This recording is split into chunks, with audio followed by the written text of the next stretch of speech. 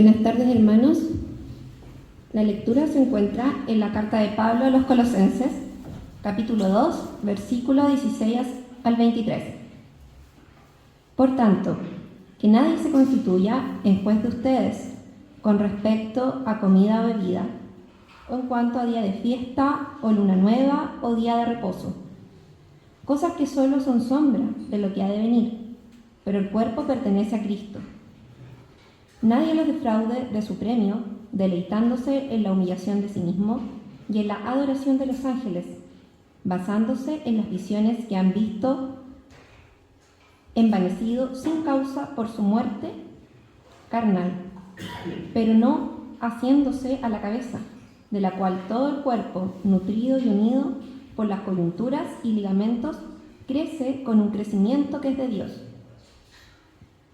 Si ustedes han muerto con Cristo a los principios elementales del mundo, ¿por qué, como si aún vivieran en el mundo, se someten a preceptos tales como no manipules, no gustes, no toques, todos los cuales se refieren a cosas destinadas a perecer con el uso? Según los preceptos y enseñanzas de los hombres, tales cosas tienen a la verdad la apariencia de sabiduría en una religión humana, pero en la humillación de sí mismo y en el trato severo del cuerpo, pero carecen de valor alguno contra los apetitos de la carne. Hermanos, esto es palabra de Dios. Bien. Hola a todos y todas, muy buenas tardes ya. Un gusto estar con ustedes este día domingo, bien frío. Y bueno, vamos a hacer un recorrido por este pasaje, pero antes quería darle algunos antecedentes que me parecen interesantes para comprender un poquito más lo que Pablo está hablando acá. Si bien la fe cristiana sigue siendo la religión mayoritaria en la mayor parte de los países de América Latina, en los años recientes el número de personas que se identifica como cristianos ha declinado considerablemente, mientras que aquellos que se identifican como parte de ningún grupo religioso ha tenido un aumento significativo. En nuestro país, el año 2024 se realizó el Censo Nacional, el cual por primera vez en 20 años hace una pregunta sobre la adherencia religiosa. Los aspectos más notables de esta encuesta incluyen, primero, que hay una disminución dramática del número de católicos. Desde un 70% en el año 2002, que fue la última vez que se hizo esta pregunta, se disminuyó a un 54%. Ya en el año 2024. En el caso de los evangélicos hubo un discreto aumento de un 15 a un 16, mientras que aquellos que no se identifican con ningún credo o religión subieron de un 8 a un 25% en el 2024. Yo no soy sociólogo, así que voy a dejar un análisis más detallado a esos expertos, pero hay algunas cositas que puedo compartir acerca de lo que yo personalmente he investigado sobre este tema. Aun cuando uno podría pensar que un cambio en el perfil religioso de nuestro país se debe a un proceso persistente de secularización, varios autores nos invitan a interpretar de un modo diferente. Ricardo González, del Centro de Estudios Públicos, en su artículo Los desafiliados religiosos en Chile, del 2018, comenta que muchos de quienes se alejan de la religión organizada no necesariamente abandonan la fe. Más bien, las cifras del 2018 indican que los desafiliados presentan una desconfianza absoluta hacia las iglesias y organizaciones religiosas, junto con opiniones negativas sobre estas instituciones. Ustedes saben que yo trabajo en la universidad. En el caso de los jóvenes, que es el grupo etario con los que principalmente yo trabajo, el fenómeno de desafiliación religiosa ha sido mucho más marcado. Baeza Correa e Imbarak hicieron una investigación en el año 2023 que se titulaba Jóvenes sin religión en Chile, un acercamiento cualitativo. Ahí ellos cuentan que la cantidad de jóvenes que se declaran sin religión en Chile sería mucho más alta que el promedio general, llegando hasta un 48%. Es decir, 1 de cada 2 jóvenes en Chile no se identifica con ninguna religión. Este estudio coincide en declarar que la mayor parte de ellos no son ateos ni agnósticos, sino profundamente apartados de la religión organizada. Un gran número de ellos fueron criados en una religión, principalmente la cristiana católica, pero también en iglesias evangélicas. la cual luego abandonan. Eligen creer en Dios, pero no participar de la religión. Dentro de las principales razones por las que estos jóvenes dejan la iglesia está la pérdida de confianza en la iglesia como institución, la percepción de hipocresía y de juicio moral y la desconexión de la iglesia con la vida real. Estos estudios que fueron hechos en Chile se encuentran en línea con otro estudio mucho más grande realizado en Estados Unidos, que me pareció bien interesante, en que se enumeran las 6 razones por que los cristianos dejan la iglesia en la edad adulta. Ellos dicen que al entrevistar a miles de personas que dejan la iglesia, agrupan en 6 grandes motivos. No tengo tiempo para detenerme mucho en detalle acá, pero sí quisiera mencionarle aquellos que vamos a tratar ahora en el análisis del texto que recién leímos. Primero, los jóvenes dicen que la iglesia es sobreprotectora, que los cristianos demonizan todo fuera de la iglesia, que la iglesia ignora los problemas de la vida real. Algunos dicen mi iglesia está demasiado ocupada en que la música, las películas o los videojuegos son dañinos. El segundo motivo es que la experiencia cristiana se percibe como superficial. La fe no es relevante para mi carrera ni para mis intereses. No se predica claramente acerca de la Biblia ni tampoco acerca de Dios. Tercero, que la iglesia es percibida como antagonista de la ciencia. La iglesia está desconectada del mundo científico en que vivimos, o el cristianismo es anticientífico. Cuarto, la sexualidad genera tensiones. Algunos jóvenes dicen, he cometido errores en el área sexual y me he sentido juzgado por causa de ellos. Tengo dificultades en cumplir las expectativas de la iglesia en cuanto a la pureza sexual y la castidad. O las enseñanzas sobre la sexualidad y el control de natalidad en la iglesia están pasadas de moda. Quinto, dudan del carácter exclusivo del cristianismo. Y sexto, la iglesia se siente poco amistosa con quienes dudan. Mi iglesia no fue capaz de lidiar con las dudas sobre mi fe. No encontré espacio en mi comunidad para hacer preguntas. Este contexto nos debe hacer reflexionar sobre a qué nos invita el Evangelio. Y el pasaje de Colosenses que hemos estado leyendo recién me parece muy apropiado para repasar estas cosas y entender cómo la iglesia es y debe ser un espacio donde nuestra fe crezca y por ningún motivo donde se añada un peso mayor o que se niegue la suficiencia de la cruz de Cristo. A continuación entonces quiero plantear algunos puntos de reflexión, invitarnos a recorrer juntos el pasaje y ver qué es lo que Pablo está compartiendo en este fragmento en la carta a los Colosenses. Primero, por tanto, la suficiencia de Cristo. Si quieren pueden abrir sus Biblias y ir viendo el pasaje que estamos revisando, Colosenses 2, del versículo 16 al 22. Antes de entrar en el contenido específico de este pasaje, quisiera que nos detuviéramos en esta frase, en estas 2 palabras del versículo 16. Pablo comienza diciendo, por tanto. Ese por tanto nos recuerda que este pasaje no puede leerse de manera aislada. Pablo no está comenzando un tema nuevo, sino que está sacando las consecuencias de todo lo que está antes en la carta que escribe. Es decir, lo que vimos en los sermones de los domingos anteriores. Pablo, antes de empezar a hablar acerca de comida, de fiestas religiosas, de días de reposo y reglas humanas, quiere que recordemos quién es Cristo y qué es lo que Él ha hecho por nosotros.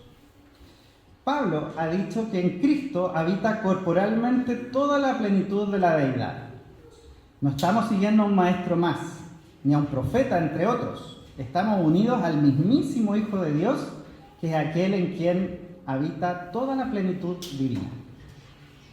Después afirma, ustedes están completos en Él. Esta frase es decisiva para entender lo que vamos a ver ahora en este pasaje. Mientras Pablo, fíjense que Pablo no dice que estaremos completos algún día si es que alcanzamos cierto nivel de madurez espiritual. Tampoco dice que Cristo hizo una parte y que ahora nosotros debemos completar lo que falta mediante esfuerzos personales o disciplinas adicionales. Dice que en Cristo ya hemos recibido nuestra plenitud. Eso no significa que seamos perfectos o que no necesitamos de crecer en santidad. Más bien significa que no necesitamos buscar en otro lugar aquello que solamente Cristo puede darnos. Nuestra aceptación delante de Dios no depende en añadir nuevos requisitos a la obra de Jesús. Y Pablo sigue desarrollando esa idea. Dice que fuimos circuncidados con una circuncisión no hecha por manos humanas, que fuimos sepultados y resucitados con Cristo, que Dios perdonó nuestros pecados y que el acta de los decretos que nos era contraria fue clavada en la cruz. Finalmente afirma que Cristo despojó a los poderes y autoridades y triunfó sobre ellos. Estoy haciendo un resumen de lo que hemos visto en los sermones anteriores. ¿Qué está haciendo Pablo entonces? ¿Cómo nos está preparando para este pasaje? Él está acumulando razones para demostrar que la obra de Cristo es absolutamente suficiente.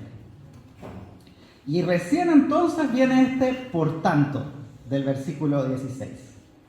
Es decir, precisamente porque Cristo es suficiente, precisamente porque nuestros pecados han sido perdonados, precisamente porque hemos sido reconciliados con Dios y hechos completos en Cristo, es que nadie tiene derecho a juzgarlos por cuestiones secundarias ni imponerle cargas que el Señor no ha impuesto.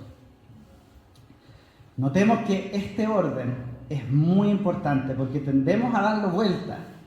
Muchas veces pensamos que la vida cristiana de quienes decimos ser seguidores de Jesús consiste en cumplir una serie de requisitos para acercarnos a Dios. Primero obedecer y después ser aceptados. Primero demostrar compromiso y después recibir la gracia. Pero eso no tiene nada que ver con el Evangelio. El Evangelio es completamente lo opuesto. La obediencia no es la condición para recibir la salvación, es la respuesta agradecida de quienes ya han sido salvados. Las disciplinas espirituales sin duda que son valiosas. La lectura de la Biblia, la oración, el ayuno, la generosidad, la participación en la vida de la iglesia son parte del crecimiento cristiano. Pero todas esas prácticas dejan de ser evangelio cuando comienzan a utilizarse para completar la obra que ya Cristo declaró terminada en la cruz. No solemos decirlo muy explícitamente, pero a veces nosotros que somos los que somos cristianos, actuamos como si Cristo fuera insuficiente para perdonar nuestros pecados. Entonces comenzamos a buscar seguridad en otras cosas.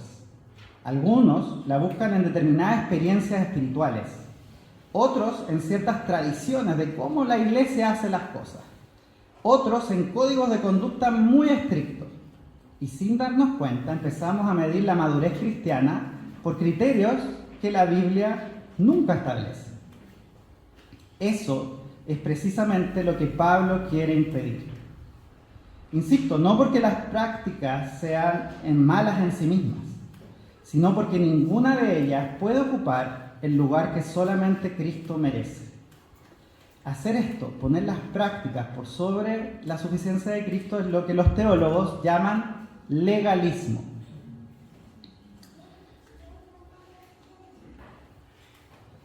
El legalismo siempre añade algo al Evangelio. Siempre dice, explícita o implícitamente, Cristo es importante, pero además necesitas esto. Pablo, en cambio, responde con una convicción que atraviesa toda la carta: Cristo basta, Cristo es suficiente. Y esa es la razón por que puede comenzar el versículo 16 con ese punto, por tanto. Todo lo que viene después descansa sobre esa verdad anterior. Las reglas humanas no pueden definir nuestra relación con Dios, porque esa relación ya fue establecida por la obra perfecta y suficiente de Jesucristo. Una vez que Pablo ha establecido que la obra de Cristo es suficiente, llega la primera consecuencia práctica. Por tanto, nadie los juzgue en comida o en bebida, o en cuanto a días de fiesta, luna nueva o días de reposo. La expresión nadie los juzgue es muy significativa porque Pablo no está pensando en una diferencia de opiniones en la iglesia, no está pensando en roces superficiales. Está hablando de personas, autoridades generalmente dentro de la iglesia, que pretendían colocarse en el lugar de jueces espirituales. Personas que medían la fidelidad a Cristo usando criterios que iban más allá del Evangelio. No sabemos con certeza absoluta a qué enseñanzas ni a qué maestro específicamente Pablo se refiere en esta carta. Pero probablemente combinaban prácticas del judaísmo con elementos ascéticos y una espiritualidad mística. Más que reconstruir los detalles históricos de lo que estaba pasando en la iglesia de Colosas, lo que debemos es comprender el principio que Pablo está denunciando. Estas personas decían en el fondo, creer en Cristo está bien, pero no es suficiente. Si realmente quieres alcanzar una vida espiritual más profunda, debes observar o abstenerte de ciertas comidas, debes respetar ciertas fechas, debes practicar ciertos ayunos o seguir determinadas normas. ¿Se fijan el problema que pasa con eso? Cristo deja de ser suficiente. Siempre hay un además. Además debes guardar esto, además debes abstenerte de aquello, además debes cumplir esta otra práctica. Y poco a poco el centro deja de estar en la obra de Cristo para trasladarse en el desempeño del creyente. Eso es lo que hace el legalismo. No niega a Cristo de manera frontal porque sería demasiado evidente, pero lo complementa. Dice que Cristo es importante, pero falta algo más. Y creo que esa tentación sigue hoy día en el siglo XXI, estando presente entre nosotros. Quizá ninguno de los que estamos acá diríamos que la salvación depende de la comida que comemos o de las fiestas religiosas. Pero todos, creo, conocemos ejemplos modernos de este mismo fenómeno. A veces nos sucede cuando comenzamos a identificar la madurez espiritual con costumbres que la Biblia nunca ha presentado como universales. Hay iglesias, no quiero hablar en particular de ninguna ya, sino que pensemos en nosotros mismos, pero hay comunidades de fe en que la espiritualidad puede medirse por la forma de vestir. En otras por determinadas prácticas de cómo oras o cómo haces tu devocional. En algunas por la versión de la Biblia que se utiliza. En otras por las preferencias musicales, que si cantan canciones más modernas o salmos o coritos o himnos. Incluso hay comunidades donde uno puede llegar a pensar que ser un buen cristiano consiste principalmente en abstenerse de una larga lista de actividades. Yo soy cristiano porque no hago esto, no hago esto, no hago esto, no hago esto, no hago esto. No quiero decir que todas esas decisiones sean irrelevantes. Algunas pueden ser opciones bien prudentes y otras responder a convicciones personales muy respetables. Pero el problema aparece cuando dejamos de presentarlas como decisiones de conciencia y empezamos a enseñarlas como si fueran mandamientos de Dios. Porque en ese momento ya no estamos guiando a las personas hacia Cristo, las estamos guiando hacia nuestras tradiciones. Y eso es lo que Pablo rechaza. Fíjense, del 17 en adelante, él explica por qué estas prácticas no pueden ocupar el centro de la vida cristiana. Dice que todas ellas son sombra de lo que hay de venir. Pero el cuerpo es de Cristo. Es decir, la realidad de Cristo y estas prácticas son la sombra, una imagen. Imaginemos que esperamos a una persona muy querida. Y antes que llegue, vemos proyectarse su sombra en el suelo. La sombra nos anuncia que esa persona viene, nos prepara, nos da expectativa. Pero una vez que esa sombra llega, nadie se queda conversando con la sombra, ¿verdad? Nuestra atención se centra hacia la persona. Esto es lo que Pablo dice entonces acerca de muchas instituciones o tradiciones del Antiguo Testamento. Las fiestas que habían en el Antiguo Testamento, los sacrificios, las leyes ceremoniales y todos los días santos, los días de fiesta, tenían un propósito extraordinario, que era señalar hacia Cristo.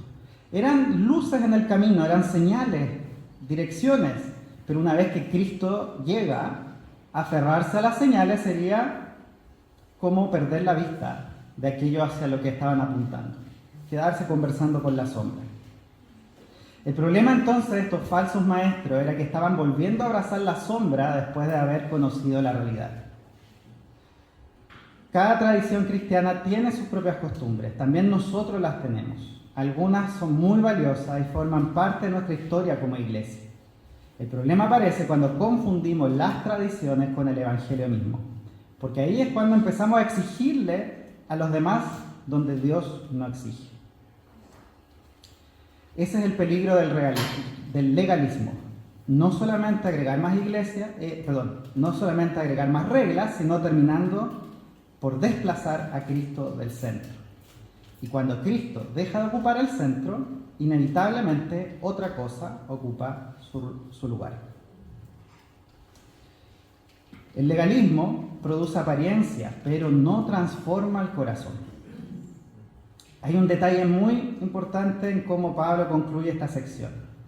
Afirma que todas estas cosas, todas las señales, las fiestas, los días, las comidas, tienen a la verdad cierta reputación de sabiduría en culto voluntario, en humildad y duro trato del cuerpo, pero no tienen valor alguno contra los apetitos de la carne.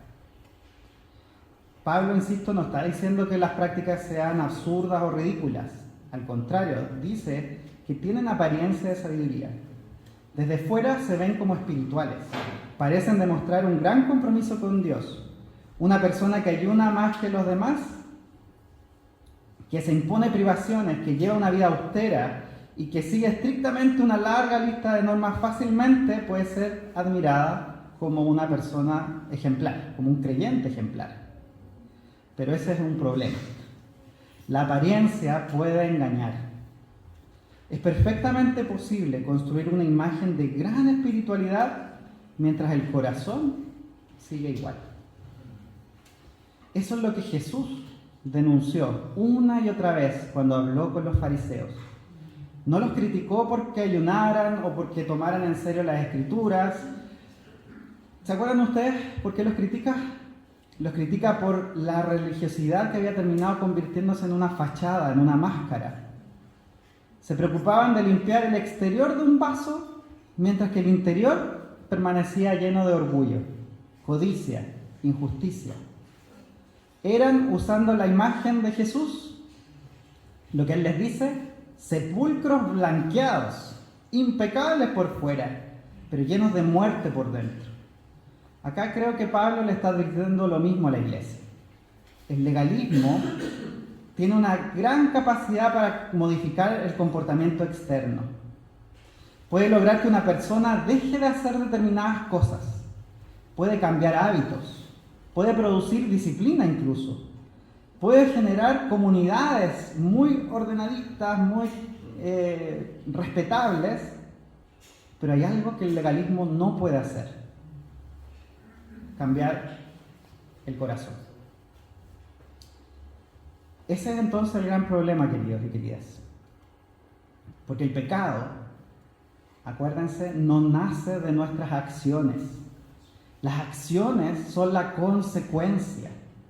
El problema está mucho más adentro. Jesús dijo que es del corazón de donde salen los malos pensamientos, los homicidios, los adulterios, las mentiras y toda clase de maldad. Mientras el corazón no sea transformado, siempre encontraremos nuevas maneras de expresar el pecado, aunque por fuera nos veamos muy religiosos. Por eso Pablo hace esta afirmación tan radical. Estas prácticas no tienen valor alguno contra los apetitos de la carne. Por eso es que el legalismo suele terminar en hipocresía. Cuando una comunidad aprende que lo importante es mantener una determinada imagen, las personas empiezan a esconder aquello que no encaja con esa imagen. Nadie va a querer reconocer sus luchas. Nadie va a querer admitir sus dudas. Nadie va a querer confesar sus pecados, porque hacerlo va a significar dejar de ser visto como un cristiano ejemplar. Entonces pasa lo peor que le puede pasar a una iglesia, queridos y queridas, que el pecado deja de combatirse y simplemente se mete debajo de la alfombra, se oculta. Y una iglesia donde todos aparentan estar bien, termina convirtiéndose en un lugar donde cada uno lleva sus cargas en silencio, con miedo a ser juzgado. Eso explica por qué el legalismo puede producir comunidades aparentemente muy santas, pero al mismo tiempo muy frágiles. Cuando finalmente aparecen los pecados ocultos, y tarde o temprano siempre lo hacen, el escándalo es enorme. Cuidémonos de eso. El Evangelio, en cambio, produce exactamente el efecto contrario. Como nuestra aceptación delante de Dios no depende de mantener una imagen perfecta, podemos reconocer con honestidad nuestras debilidades. Podemos arrepentirnos sin temor, podemos pedir ayuda, podemos acompañarnos mutuamente. La Iglesia deja de ser un museo de santos para convertirse en lo que debe ser, un hospital donde pecadores perdonados seguimos siendo transformados por la gracia de Dios. ¿Estamos formando personas que aprenden a parecer cristianas o personas que están siendo transformadas por Cristo? Creo que uno de los grandes problemas que ha permitido que estas prácticas legalistas proliferen en muchas iglesias evangélicas, católicas, en todos lugares, es el profundo divorcio que estamos haciendo entre lo llamado sagrado y lo secular. Esta división, este muro que aparece, no surgió de la noche a la mañana, ya tiene una raíz histórica, teológica, incluso cultural, pero refleja una comprensión incompleta de lo que es el Evangelio. Y muy brevemente, porque ya se me acaba el tiempo, muchos cristianos hemos aprendido a organizar nuestra vida en dos compartimentos separados. Por un lado están las cosas de Dios. Venir a la iglesia, orar, leer la Biblia, participar en un grupo de estudio bíblico, servir en algún ministerio, cantar alabanza. Y todas esas cosas son importantes y forman parte de la vida cristiana. Pero las dejamos relegadas a una partecita de nosotros mismos, que puede ser el domingo en la mañana o en otro momento de la semana. Entonces, todo el resto de nuestra vida queda fuera de esa esfera. El trabajo, la universidad, la investigación científica, la política, el deporte, las artes, la amistad, la economía familiar, el tiempo de descanso, la ecología, nuestros pasatiempos, todas esas cosas pasan a ser llamadas, entre comillas, seculares, como si Dios no tuviera poco o nada que decir al respecto. Entonces, empezamos a vivir una vida fragmentada, dividida. El domingo somos cristianos, el lunes volvemos a nuestra vida normal, como si realmente existieran dos cosas distintas. Esa división, entonces, creo yo, explica dos fenómenos que vemos con frecuencia. Aquí conecto con lo que hablaba en la introducción. El primero es que la gente se cansa de eso. Nos cansamos de vivir divididos. Entonces terminamos dejando la fe, porque ésta deja de tener relevancia para los problemas cotidianos. Si el Evangelio solo tiene algo que decir respecto del culto o del servicio el domingo, pero nada de cómo ejerzo mi profesión, cómo trato a mis colegas, cómo investigo, cómo uso mi dinero o cómo enfrento una enfermedad, entonces tarde o temprano la fe se vuelve innecesaria. Abandono la iglesia. Pero hay una segunda reacción, y es probablemente la que Pablo está enfrentando acá en Colosas con más claridad, que para resolver este divorcio se intenta ampliar la cantidad de reglas. Porque si antes lo espiritual era solamente venir a la iglesia, ahora comienzan a aparecer normas para todos los aspectos de la vida. ¿Qué carrera estudiar? ¿Qué música escuchar? ¿Cómo vestir? ¿Qué amistades tener? ¿Qué películas ver? ¿Qué palabras usar? Incluso por quién votar. Pero poco a poco esta vida se vuelve regulada por una larga lista de prohibiciones que tampoco resuelven el problema. Lo único que hacen es extender el legalismo a nuevos ámbitos de nuestra vida. El Evangelio es la única respuesta a este problema. Y el Evangelio consiste en una vida reconciliada en Cristo. Aquí es donde debemos recordar lo que Pablo ya dijo en el capítulo 1 de esta carta a los Colosenses. Todas las cosas fueron creadas por medio de Cristo y para Cristo. En Él todas las cosas subsisten y por medio de Él Dios quiso reconciliar consigo todas las cosas. Es decir, el problema nunca fue que hubieran dos mundos separados, sino que nosotros dejamos de vivir como si el Señor Jesús estuviera actuando en todo, reconciliando consigo todo.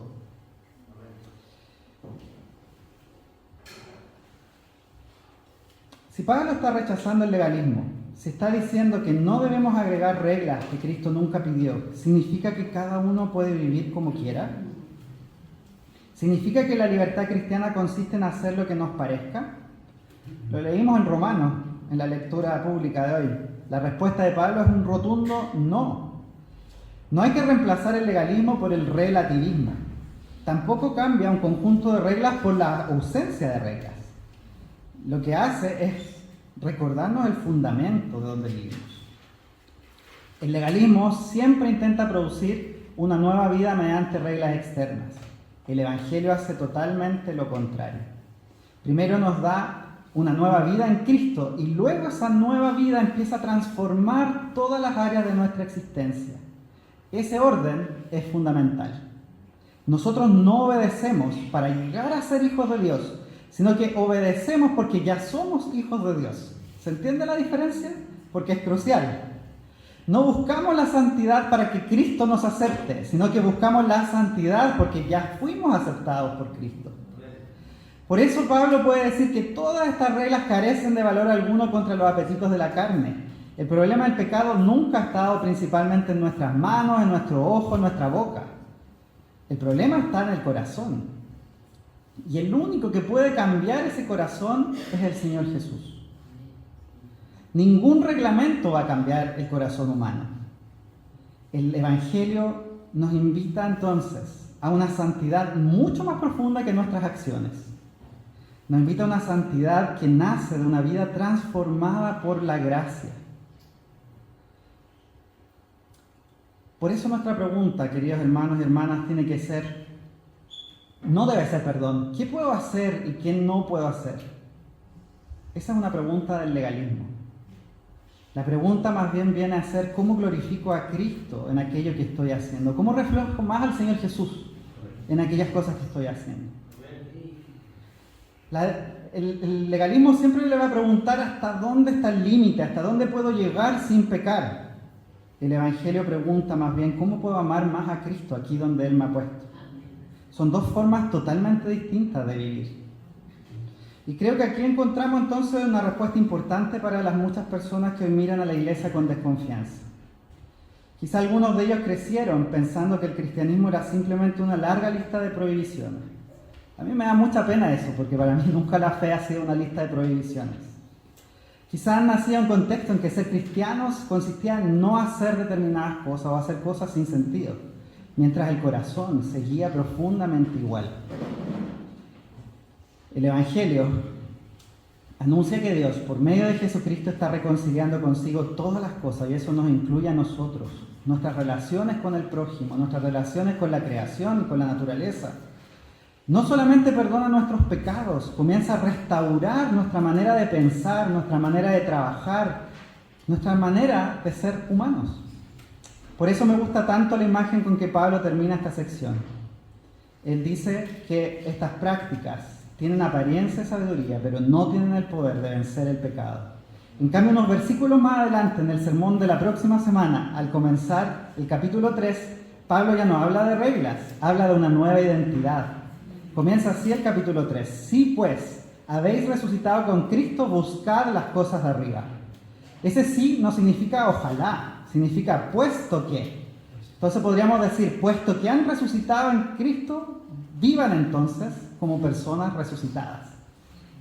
No vivimos entonces para alcanzar la gracia, vivimos porque la gracia ya nos alcanzó.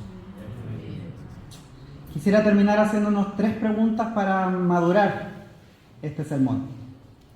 La primera es para quienes llevamos años en la iglesia.